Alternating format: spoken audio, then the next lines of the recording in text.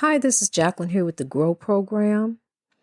I was a Republican for a long time. I was Republican for a long time until Bill Clinton came along, and I was just drawn to the Republican Party. I don't know why. I was just drawn to it for a number of reasons. To me, the Republican Party really kind of stood for some principles and values, back then. And then along came Bill Clinton, and I really like Bill Clinton, like everybody else. He had charm, and everybody. He had a little nickname. Everybody was calling him the first black president. And so, I voted for Bill Clinton. I like Bill Clinton. And I kind of went back and forth a little bit. Voted for George Bush one year, I believe, and then when Al Gore came, I voted for Al Gore. But anyway, I just want to let you know it's good and bad in every party. It is. But here, I'm gonna tell you this. This is the last shred of decency in the Republican Party. The Republican Party put its agenda behind one man. The last shred of decency. This senator, it really came from Mitt Romney. Mitt Romney kind of remind me of Abraham Lincoln a little bit. He kind of go along with the stuff, but because he have to, but at the same time, he got his own values and he stand his ground, and this is what I want, this, that, and the other. And see, I don't understand why Mitt Romney didn't go ahead and run again instead of Donald Trump. But I think that what happened was, maybe the RNC really reached more for Donald Trump because he had been in politics and he presented himself as a successful businessman. And instead of delving off in, I don't understand that either, because normally when you get a job, especially a job dealing in finance and different things, they check you out and stuff. See, but they was in such a rush to get this man on up through there, and they didn't even get him through, check him out through the process. Because see, in order to run a country, I thought you supposed to have mental evaluation. You supposed to have all kind of checkups and different things done, background checks. I don't know. I ain't never ran for president. But you would think that the only qualifications wouldn't be you over 45 years old, never had a felony, and a citizen of the United States. I think it's more to that because, see, I done had bus driving jobs where I had to have a mental evaluation. I had to have a background check, financial check, all kind of checks. So, we going to get to the bottom of it. We going to get to the bottom of it. We going to find out how all this went down. And honey, you get into the office, you go into things with bad agendas, and you went into the office thinking that you getting ready to get a free ride.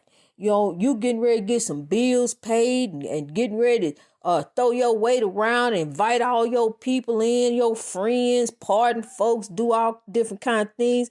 See, people don't ever think while they're in the midst of stuff, they're in the midst of evil, doing evil. They don't ever think about at some time you got to give an account of all this. Even if you don't give account of all this here on this earth, you still got to give an account in judgment. You got to go to the spirit world. And that's where God judges your heart. He don't look at the different denomination. He don't look at how long you down on your knees.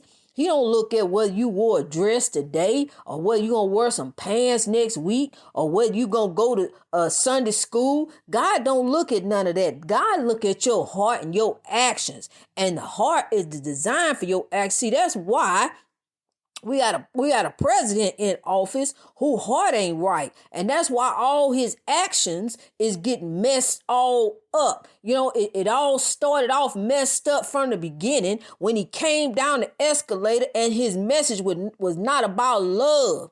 It was about divisiveness. And then so these people went ahead and went with the evil. And see, now look, they done got caught all up in the evil. And now they getting ready to go down with the evil. You jump ship now all you want to, but you still gonna get pulled because you already snared up in it. So you gonna get pulled on out with the evil. That's why I tell you, eliminate chaos, negativity, and drama from your life. Because look here, look how all these people now, the Trump administration, You part of the Trump administration. You part of all this evil doing, all these Russian trips, Russian money, all this. We got people all down. Ron DeSantis down in Florida. He done got some Russian money. See, it was all hush hush. That's why everybody's standing behind anything Trump said and did, because everybody in on the money. All this money coming in from different places. I'm telling you, it's one person who ain't in on it though. And that's Mitt Romney. His hands is clean. I tell you that. And we got a congressman, and I'm not saying these people in on nothing, all of them, but some of them is. Some of them is. It's caught up in some mess. But I will tell you, and I'm very proud of my state, Illinois. I'm proud of Adam Kinzinger.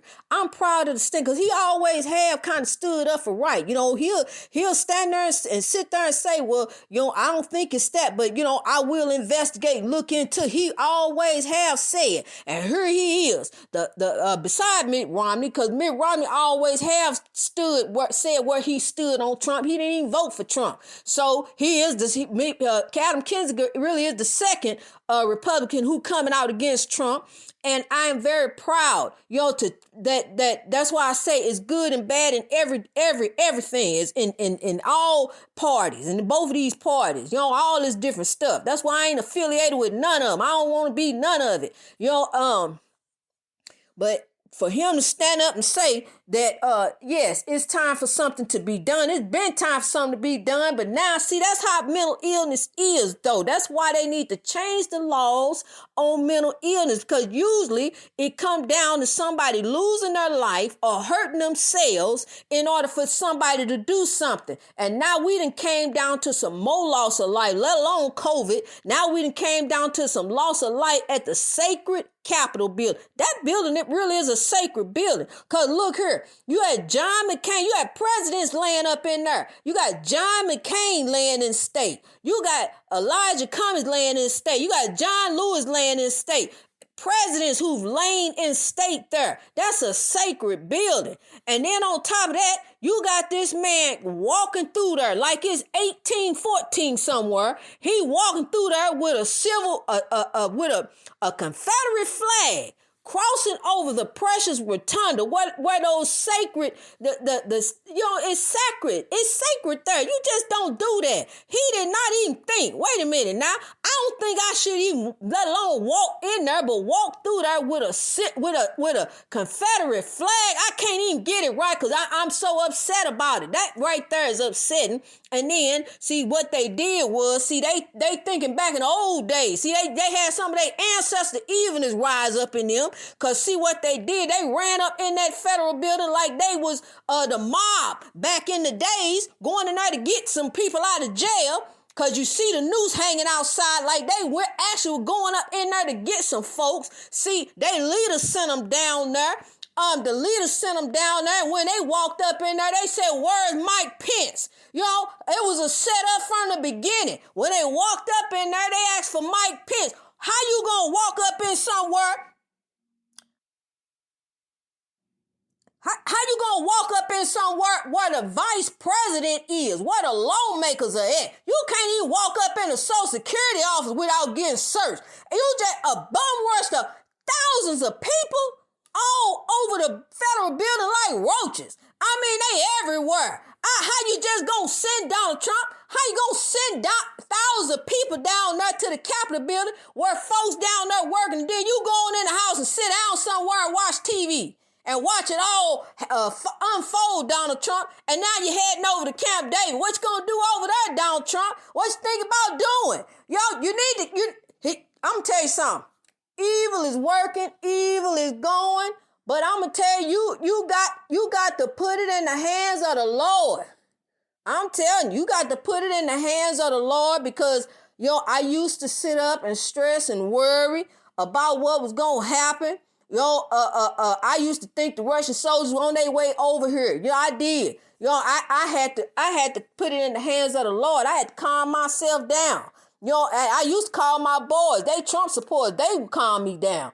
But I had to put it in the hands of the Lord, And I'm telling you now, what's going on, what makes me upset is that the GOP seen this long time ago. Because, you had all red flags, all these red flags, all these unchecks, and he unchecking all the checks and balances. He doing all this stuff, and then ain't nobody saying no. He just won't do that. Oh, he ain't gonna do it. But look and see what didn't happen. Look what didn't happen. So now people, we move forward. We learn from this. We make reforms.